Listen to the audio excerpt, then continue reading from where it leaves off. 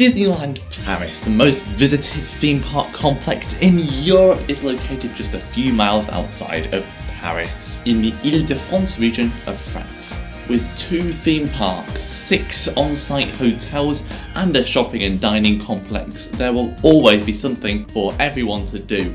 I'll be helping you to understand what is Disneyland Paris, and everything there is to see and do there. So without further ado, let's jump into Disneyland Park. Is the original of the 2 parks at the Disneyland Paris resort, opening in 1992.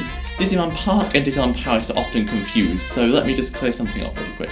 Disneyland Paris is the whole resort, so that includes the 2 theme parks and the hotels and Disney Village, which we'll get to a bit later. Whereas Disneyland Park is just the theme park with the castle in, the one that we're going to be talking about right now. The park is split into 5 lands. They are Main Street USA, Discoveryland, Fantasyland, Adventureland and Frontierland. Throughout all of those lands there are heaps of attractions to discover. For our thrill seeker friends, there are attractions like Big Thunder Mountain, Star Wars Hyperspace Mountain, and Indiana Jones and the Temple of Peril, to name a few. And for non-thrill seekers like myself, there's also just so many attractions to It's a Small World, Peter Pan's Flight, Buzz Lightyear Laser Blast, Phantom Manor, just to name a few. Non-thrill seekers, okay? Believe me, take my word for it, you will be sorted in Disneyland Park. There are also quite a few shows to go and see in Disneyland Park, especially with the Disney Music Festival underway. The Disney Music Hits concert is probably the highlight of the Disney Music Festival for quite a few people, but make sure you check your Disneyland Paris app if you are visiting during the music festival for all the different shows that are available throughout the day. I know when I'm visiting in a few weeks, I'm going to be getting round as many of them as I possibly can. Disney Stars on Parade is shown every day, and it's your classic Disney parade. And the nighttime spectacular Disney Tales of Magic is also shown every night. Again, check your Disneyland Paris app for the latest showtimes. I haven't seen Disney Tales of Magic in person yet, I've seen it on YouTube, it looks fantabulous. That's another one that's definitely on my bucket list at least once when we go. Getting fed in this park also shouldn't be a problem. Quick service locations include Casey's Corner, Cafe Hyperion, and the Cowboy Cookout Barbecue. And sit-down locations include the Plaza Gardens, which has a normal lunch service but is character dining only for breakfast and for your evening meal. There is also Captain Jack's and Auberge de Cendrillon. That's a princess character dining meal. That's just to name a few. There are also a load more sit-down restaurants in Disneyland Park as well. Moving on to the second park at the Disneyland Paris resort now, we have Walt Disney Studios, or soon to be renamed Disney Adventure World when World of Frozen opens in 2026. Opening in 2002, the Studios Park has changed significantly since its inception, with the addition of Marvel Avengers Campus being the most recent. This park is quite a bit smaller in its current form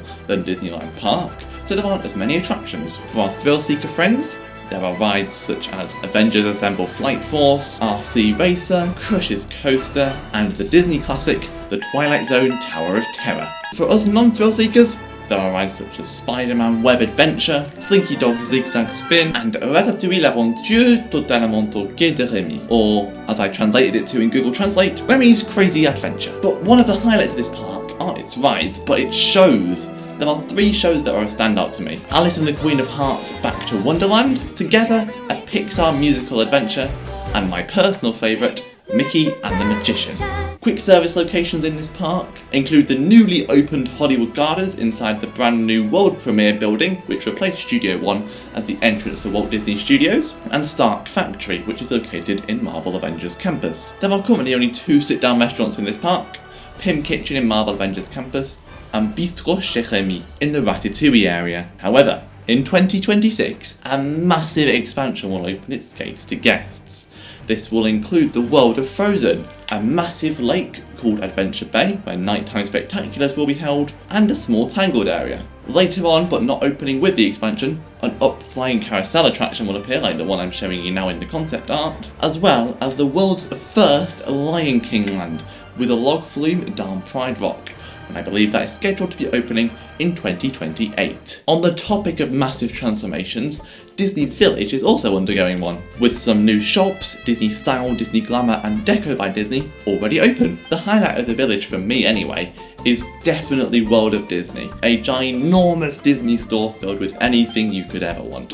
Of course the parks have their own shops in, but World of Disney, if you can't find anything, it's probably going to be in World of Disney. There are also many food locations and eateries available in Disney Village, and it is also right next to the train and bus station for easy access. I should add, you do not need a ticket to go into Disney Village. It's open to anyone. The Disneyland Paris Resort also features 6 resort hotels that together cater for a wide range of budgets. Disney's Hotel Santa Fe is the only 2-star option on site, and is probably the furthest walk away from the parks. But walking isn't everything, as I will get to in a minute. Disney's Sequoia Lodge and Disney's Hotel Cheyenne are both 3-star options, and Disney's Sequoia Lodge is located on Lake Buena Vista and is also closer to the parks. Also located on Lake Buena Vista are the 4-star options, Disney's Newport Bay Club and Disney's Hotel New York, The Art of Marvel. But if it's pure luxury you're looking for, then look no further than the Disneyland Hotel.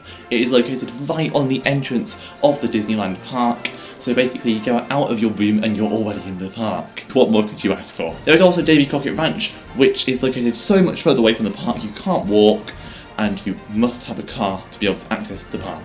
For all hotels mentioned except Davy Crockett Ranch and the Disneyland Hotel, there is a bus service available to take you to the train and bus station I mentioned earlier, which is so much closer to the parks than all of those hotels anyway, so if your legs are feeling a bit tired, just hop on a bus. Another advantage of staying in a Disneyland Paris Resort hotel is extra magic time. This is an extra hour that hotel resort guests get in the morning in the parks before non-resort guests are let in. This is a great time to hit up some of the more popular rides like Big Thunder Mountain, for example, which can often get in excess of an hour wait, especially in those peak months. So that just about does it for my Disneyland Paris crash course. I hope this has been helpful to you. I've tried to give you an overview of the 2 parks, 6 or 7 resort hotels, and the shopping and dining area Disney Village. If you have any questions, drop them in the comments, but if this has been helpful, I'd much appreciate it if you could subscribe, because this channel is full of Disneyland Paris videos and Walt Disney World videos for that matter. But if you are interested, on the Lukey Travel website, it's travel.mrlukey.com, it's on the screen right here, go to that website. There is a whole page dedicated to Disneyland Paris, travel tips, how to get there, what there is there. There's also Disneyland Paris on a page